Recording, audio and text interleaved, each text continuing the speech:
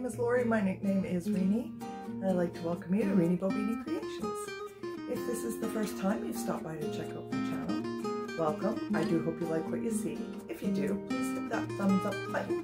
Consider subscribing and sharing with your fellow crafters. If you've been to see me before and you're back, I'm so grateful that you are. Again, if you haven't already done so, it would mean a great deal to me if you'd hit that subscribe button, give me a thumbs up, and share with your fellow crafters. So we're going to stick with that fall theme. Fall is my favorite season, and the fall colors match my interior of my house quite lovely, so I get to play with those. So we're going to do two for today. The first one is going to be a lighting curtain lights, and it was so easy and so much quicker than I thought it was going to be. It's just too small for a video all by itself, so we're going to do that one. And I found these great candlesticks at our local thrift store, and you're really going to like how they turned out and what I did with them. So stick around, I'm going to stop yakking at you and we'll get on with the crafting.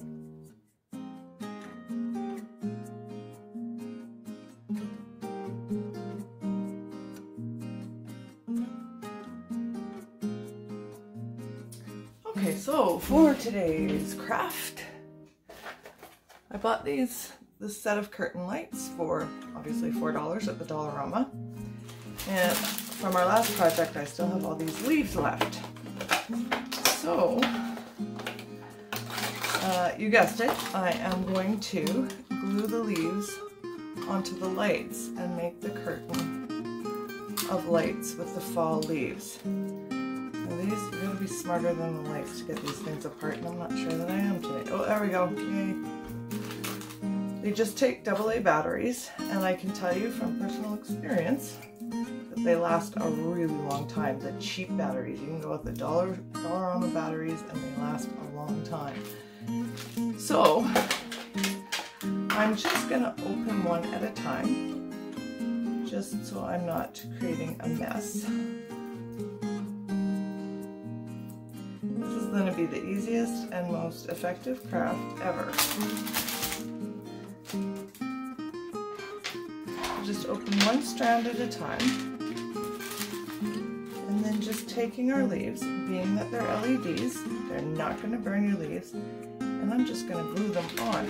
Now I am going to kind of unravel them a bit, just so when they're hanging, they're kind of hanging all the right way, if that makes sense, and simply glue them on.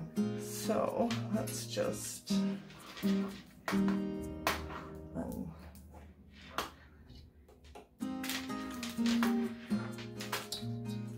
again, this is a little project you want to do while you're, you know, sitting in front of the TV or watching your favorite crafter on YouTube.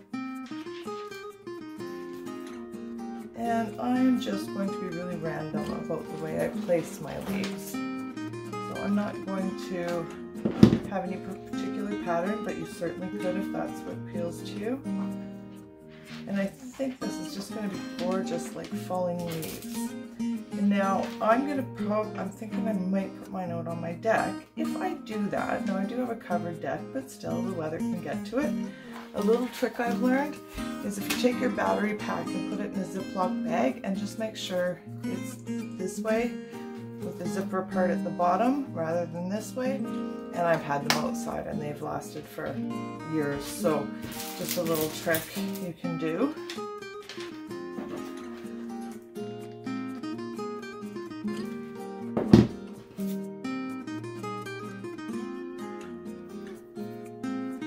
So yeah, I'm just going to carry on and do all of them.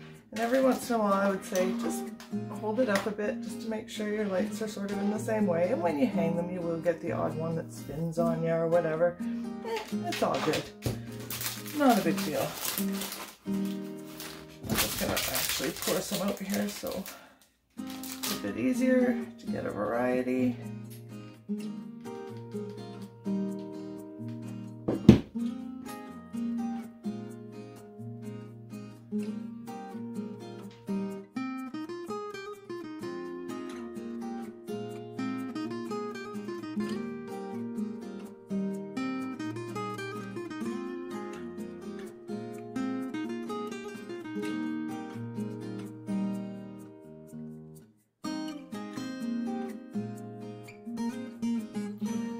Alright, so here are my leaves all on my little hanging lights.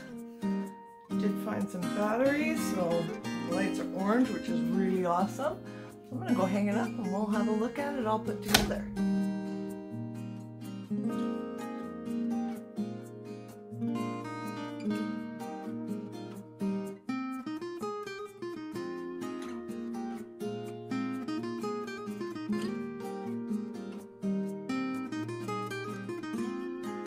Okay, so let me get that out of the way for the next fall craft.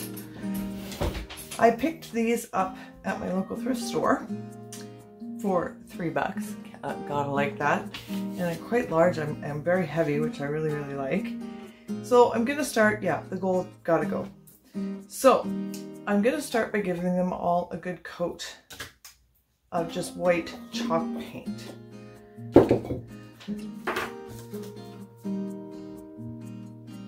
No particular thing, and I'm pretty sure we're gonna need at least 2, if not 3 coats on this.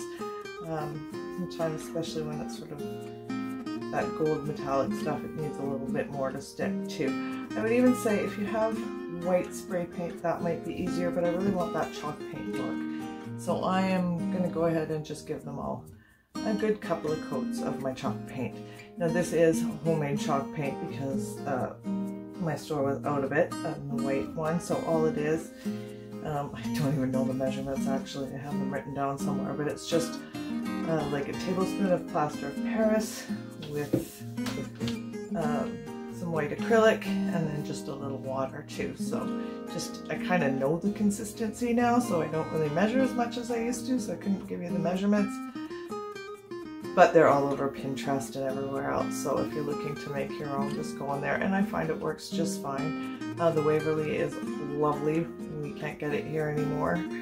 Maybe at Michael's, but I haven't been there for a while, so. But my local Walmart no longer carries it, so we just made up a batch and it works just fine. So I'm going to do this to all 3 of my candles. Candlesticks here. And once they've got all 3 coats on, we'll come back and do the next step.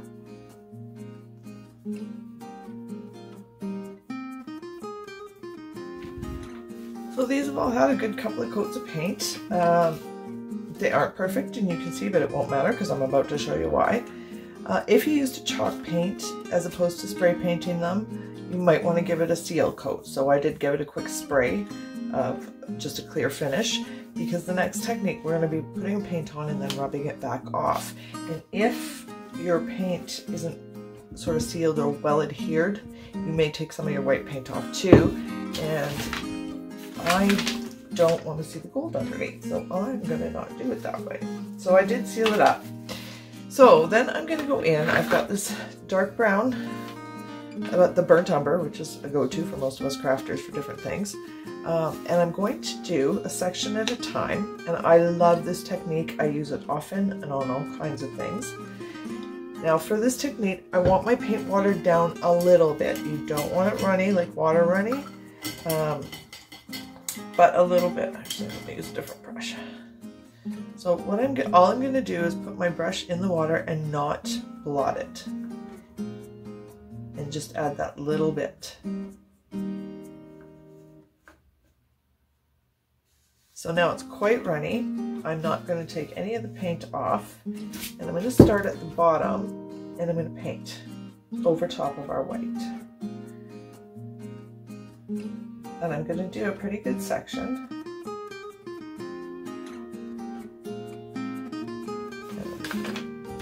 Then I'm going to come in with my paper towel and just wipe. Now I might let in the grooves. I'm going to leave it in there a little bit. These ones are fairly easy to wipe out. It kind of works better if it's hard to get into the grooves. I'll show you with this bit here. It's just, and you can really cover it. And the more texture the candle holder or whatever it is that you're doing, it's going to really make that sort of stand out. It's going to age it, and it's going to make all the detail stand out. And I'm not going to worry about wiping it off too much yet, because we can go back in later with a wet cloth once the paint's had a little bit to dry. And I think I'm going to do that just because it's not staying in the grooves real well, because I'm going to sort of let it sit for a minute in those grooves in these ones. I'll show you the big one after here, what I mean and how it worked.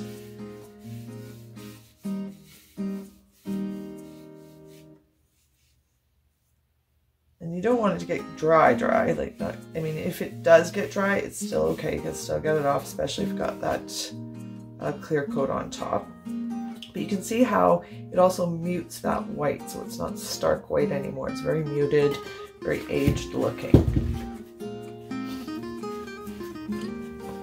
And this is just a dry one, but I will go in later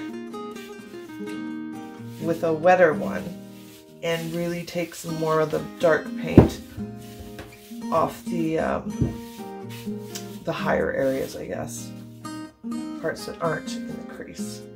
But I'm not going to do it just yet because I want some of it to set up a little bit. Now you can sort of see what I'm saying there about getting it in the grooves, having it really make those sunken in spots and all the details sort of stand out. And I have done this on so many different projects, and I absolutely love the way this makes things look.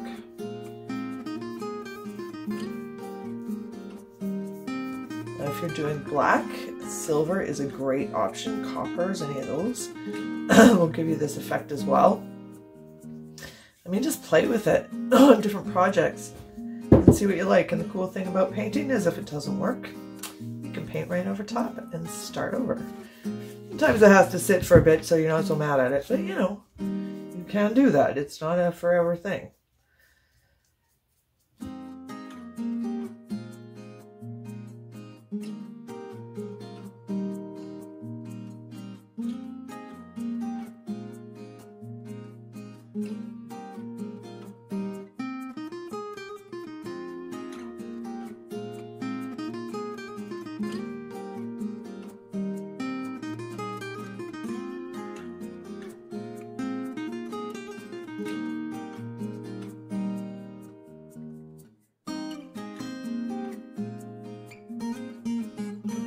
I'm going to get, excuse my reach here, a clean one. And this one I am going to get wet, and I'm just going to dip it in my paint water, depending how dirty it is. You may or may not want to do that. Now I'm going to go over and take off more of the brown in the higher spots. Now it's still going to be muted, it's not going to go back to white, but it's just going to accent the detailing a bit better.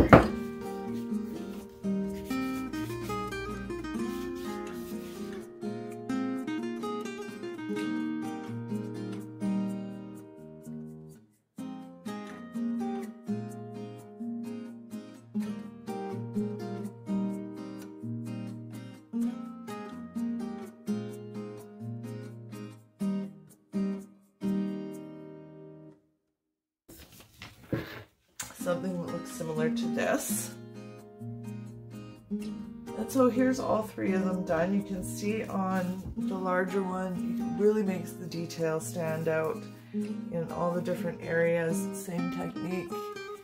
So I'm really, really happy with the way this part of this project turned out. Again, this is a fall project, so we're going to move on to the next step. So now that our candle sticks are all done, the next thing we're going to do is the pumpkin. So the pumpkin is going to go on top, but that is not a color at all I'm happy with, nor are the smaller gold ones. So I'm just gonna take some acrylic paint. This one is actually, I think it's called, yeah, Pure Pumpkin. And I'm gonna give them all a coat of the Pure Pumpkin. We will be antiquing them a bit after because I don't want them, I want to give them some dimension and stuff, but this shiny stuff is not working for me. So, okay, now I got my paint. that I left over there.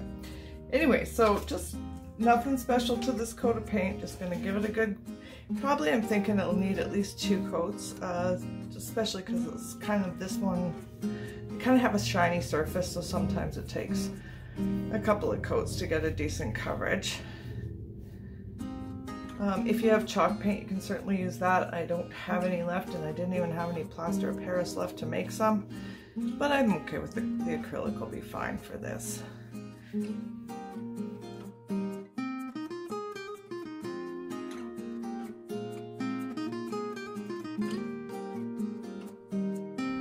Then we're going to work on decorating these. So I've got some fall leaves, some little pumpkins, some little flowers, and then I've got some of this gorgeous ribbon from the Dollarama. So we'll be incorporating some of that. I'm trying to find the best way to film this with the kind of stand I have so you can see what I'm doing. Hopefully this works okay. But I'm going to start with doing a base of just some leaves on there. Just see what I've got here in my stash.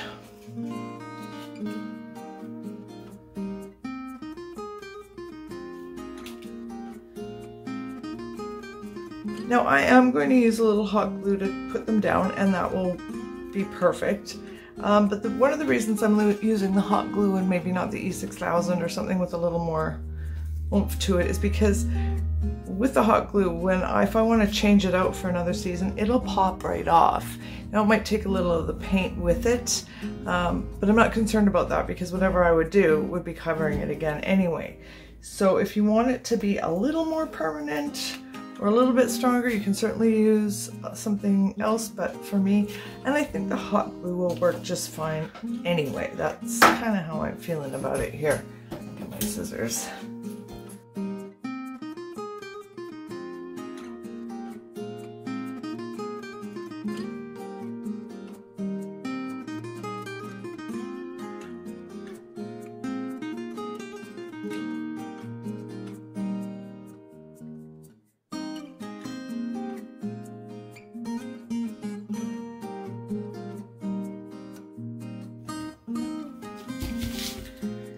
Before I go any further, I'm going to create the bow.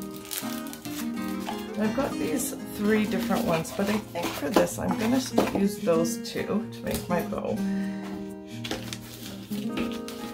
And then I'll kind of have something to work around. Let's find the end of this. Now this is a wired ribbon, which makes things a little bit easier. And now you can use, obviously floral wire would work. I've got white twist ties, so I'm going to use those to hold it together.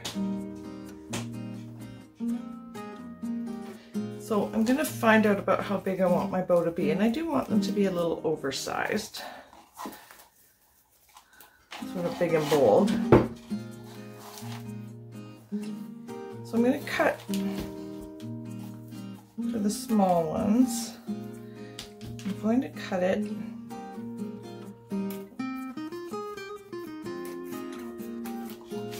and then I'm just going to glue the back together like that.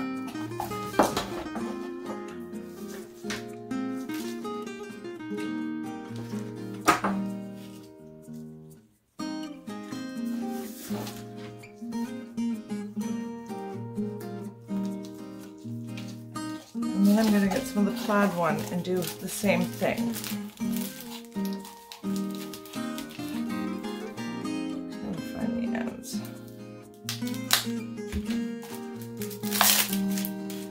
I just think these are just gorgeous. I'm so loving them. Loving them this year. So I'm going to do it maybe just a smidge bigger, but not a whole lot.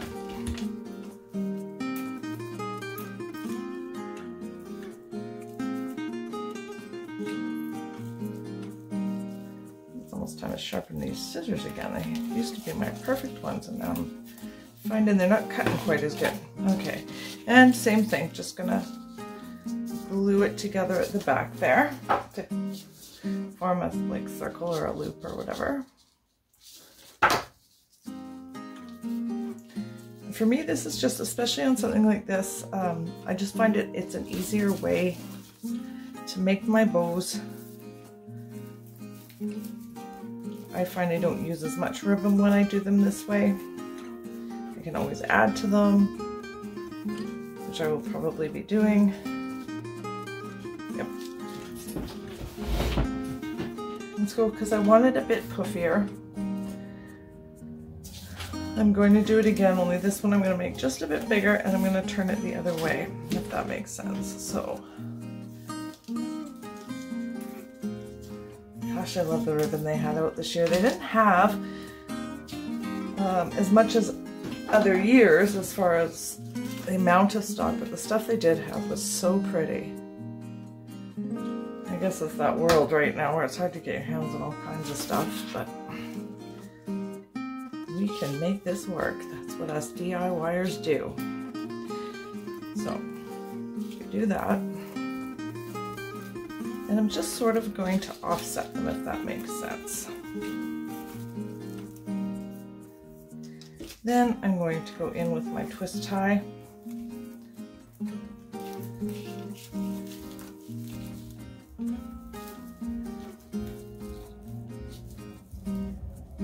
And just twist tie them together. Now we'll be able to fluff them and shape them after, because of the wire, which is lovely.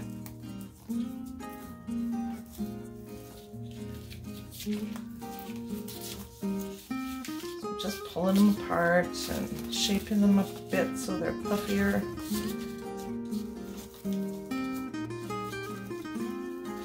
So now we've got that nice little bow. And you can't really see the twist tie in the middle, although I may put something in the middle just to jazz it up a bit. So then I'm just gonna glue it right on there. Like I said, when you use the hot glue, it will just pop off of something like this. So if I want to do something different at Christmas, say I want to, I don't know, do a different theme or whatever, I can just pull them off and they'll sort of come off, not in one piece, but in a decent, the bow will come off in one piece. And just tuck it away for the next season, but then you've got a piece that you can use between the seasons too. We've got that and our leaves. Now that kind of gives me an idea of what else I want. So while we're waiting for those pumpkins to dry, I think that's gonna stay. I might give her just a little bit more glue. Yep.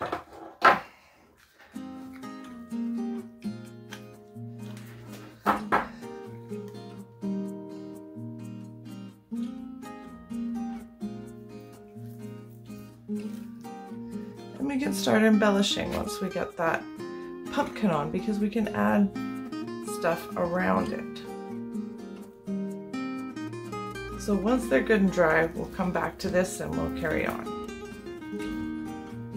The pumpkin's all dry. I did give it a quick spray of clear coat, just because my next step is going to be to do sort of a dry brush technique, and I didn't want it rubbing off because my pumpkin was super shiny. So you can probably skip that step, but I just thought I would do that. So on to the next. We are now going to sort of dry brush them a little bit, just dirty them up, make them not look quite so perfect. So just a regular brush. It really doesn't matter which brush you use. Normally I would say use a shorter, stiffer brush, but because I'm not going to go too dry, I'm okay with this one. So I'm not going to take off as much paint as I would with a regular dry brush. And I'm just going to accent the pumpkin grooves, or whatever you'd call them, and around the top where the stem is.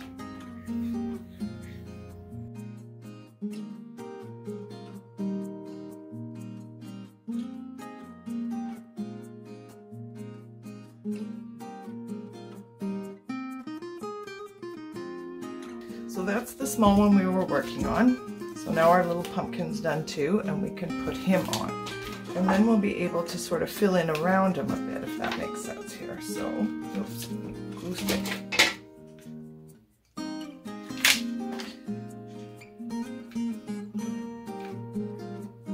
Just gonna be pretty generous with that glue and just pop him on like that.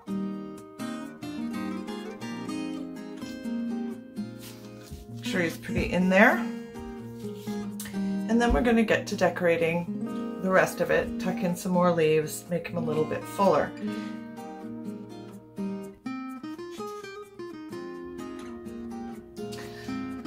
So I'm just going to keep tucking some little leaves in there, just until he's as full as I'm kind of happy with.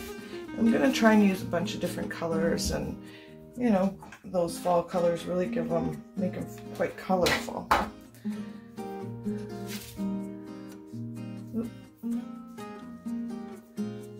Again, this part, totally personal preference. You can stick to one color. You could do them white, would be gorgeous.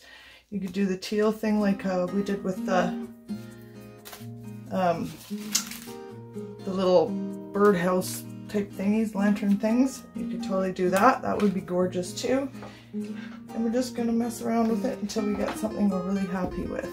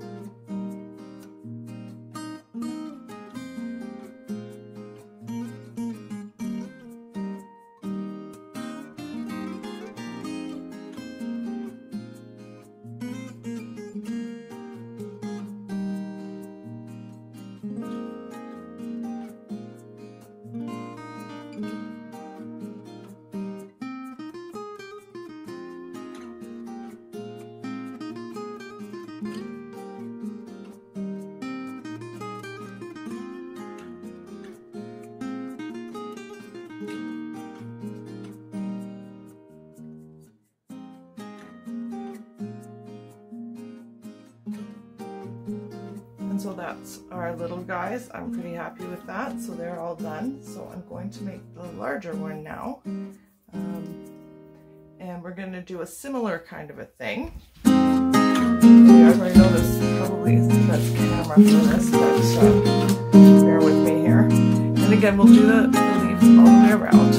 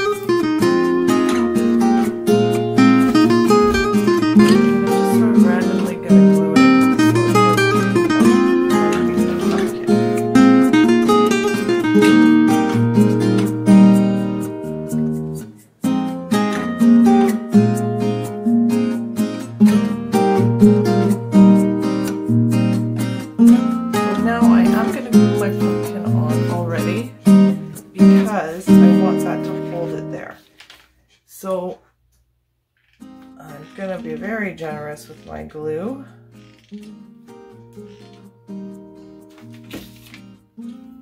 We'll sit him on there.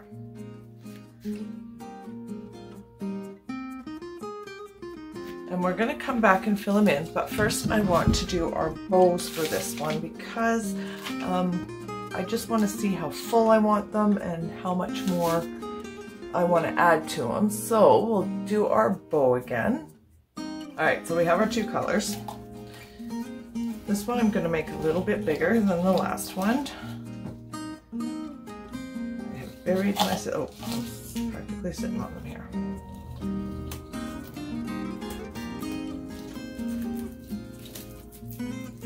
And the last one we did 2 of these loops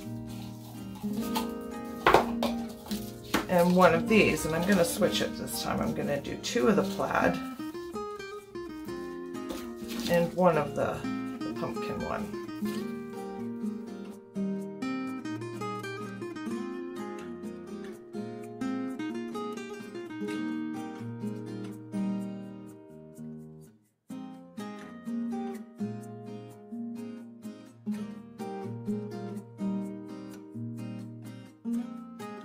Apparently, I cut myself somehow. No idea how. Didn't even feel it, but I noticed I was getting blood on stuff.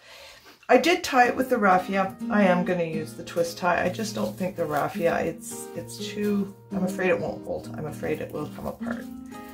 So I am going to twist tie it. We're going to hide that anyway, so it's not a big deal. And now we're just going to fluff it until we're happy with it. Hopefully my finger will stop now.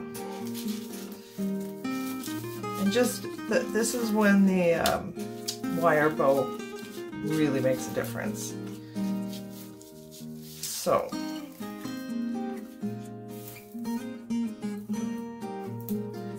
and then I am just going to glue right,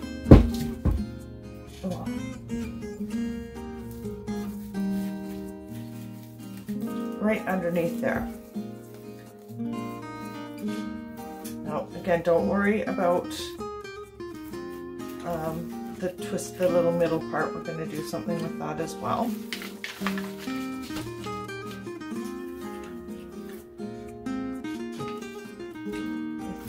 think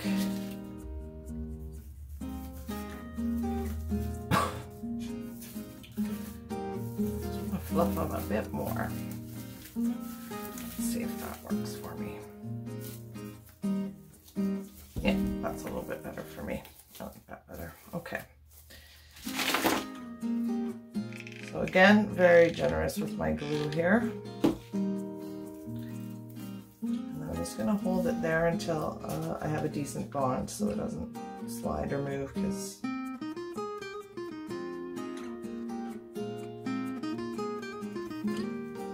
that's pretty good. All right. I'm just going to, again, just move my bows where I want them. And this, I would like to have some leaves sort of trailing down. So I'm going to take something like this. I'll trim it down a little bit. I don't want it quite that long.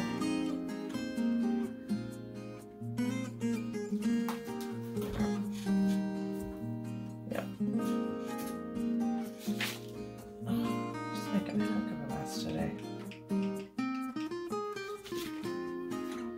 Tuck that in there. I am going to add some more leaves to that as well. And I'm just going to adhere these ones right to the stem that's already hanging.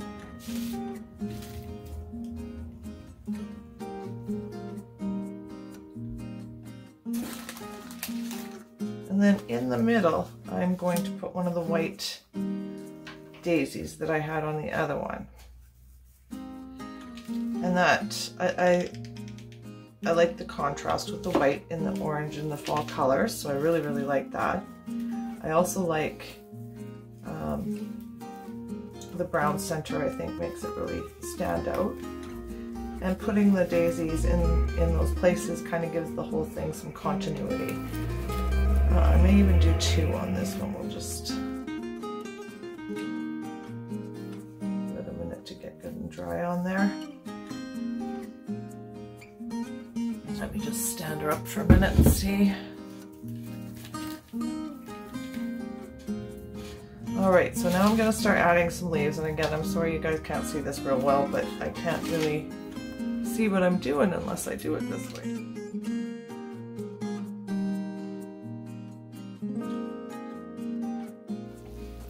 So this is our finished product. This is the lights. I first hung them outside in the dark, but I thought they might show up better here against the wall, so all lit up. I'm really pleased with these. I've actually ended up hanging them in my window. And these are our little pumpkin hat candle stands, and I just love the way they turned out. That ribbon, I just love that ribbon. So I really hope you enjoyed this. These suit my house perfectly. I'm just really pleased with the way they turned out, and I hope you like them too, so leave me a like if you did. Thanks for watching.